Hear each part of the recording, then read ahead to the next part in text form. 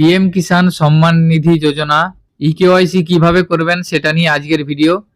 তো প্রত্যেক পিএম কিষাণ বেনিফিশিয়ারিকে ইকেওয়াইসি করতে হবে। ইকেওয়াইসি না করলে পরবর্তী কিস্তির টাকা পেতে সমস্যায় পড়বেন। তো আপনারা এখন আপনাদের মোবাইলে অ্যাপসের মাধ্যমেই ইকেওয়াইসি করে নিতে পারবেন। তো আপনারা পিএম কিষাণ সম্মান নিধি যোজনার ইকেওয়াইসি মোবাইল অ্যাপ্লিকেশনের মাধ্যমে কিভাবে করবেন তারই সম্পূর্ণ প্রসেস আজকের ভিডিওর মাধ্যমে দেখাবো। তাই ভিডিওটি স্কিপ না করে আপনারা সম্পূর্ণ দেখবেন এবং আমাদের সাথে থাকবেন। তো সেটার জন্য আপনাদেরকে দুটো মোবাইল অ্যাপ্লিকেশন ব্যবহার করতে হবে। আপনারা গুগল প্লে স্টোরে যাবেন, প্লে স্টোরে যাওয়ার পর পিএম কিষাণ GOL লিখে সার্চ করবেন। এই ধরনের একটা অ্যাপ্লিকেশন আপনাদের সামনে এসে যাবে। এই অ্যাপ্লিকেশনটা আপনারা আপনাদের ফোনে ইনস্টল করে নেবেন এবং এছাড়া আরও একটা অ্যাপ্লিকেশন আপনাদের ফোনে ইনস্টল করে রাখতে হবে। আধার ফেস আইডি অ্যাপ্লিকেশন সার্চ করে আপনারা আপনাদের ফোনে এটা ইনস্টল করে রাখবেন। এটা ব্যাকগ্রাউন্ডে ফেস ক্যাপচারের কাজে লাগবে, সেজন্য এই অ্যাপ্লিকেশনটাও আপনারা ইনস্টল করে রাখবেন। এরপরে আপনারা পিএম কিষাণ যে অ্যাপ্লিকেশন ওপেন করবেন। ওপেন করার পর পারমিশনগুলো অ্যালাউ করে নেবেন। অ্যালাউ করে নেওয়ার পর নেক্সট অপশানে ক্লিক করবেন।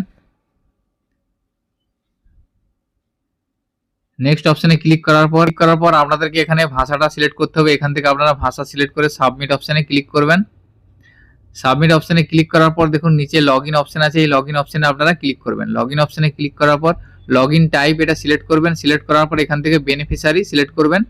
বেনিফিশিয়ারি সিলেক্ট করার পর আপনাদের রেজিস্ট্রেশন আইডি নাম্বার এবং আধার নাম্বার দুটো দিয়ে আপনারা লগইন করতে পারবেন। তো আপনাদের কাছে রেজিস্ট্রেশন আইডি না থেকে থাকলে আপনারা আধার নাম্বার দিয়ে লগইন করবেন। আধারটা সিলেক্ট করবেন। সিলেক্ট করার পর এখানে বেনিফিশিয়ারির আধার কার্ড নাম্বারটা এখানে লিখে দিবেন। লিখে দেওয়ার পর ফেসিয়াল ইকেওয়াইসি লগইন এই অপশনটায় ক্লিক করবেন। এখানে ক্লিক করার পর কনসেন্ট ফর্ম একটা এসে যাবে। এখান থেকে আই এগ্রিতে ক্লিক করবেন। ক্লিক করার পর স্ক্যান ফেস এই অপশনটায় ক্লিক করবেন। এখানে ক্লিক করার পর বেনিফিশিয়ারি ফেস অথেন্টিকেশন করতে হবে। এইভাবে আপনারা ফেস অথেন্টিকেশনটা করে নেবেন। এরপরে লগইন হয়ে যাবে। লগইন হয়ে যাওয়ার পর ড্যাশবোর্ড অপশন আছে, ড্যাশবোর্ডে ক্লিক করবেন।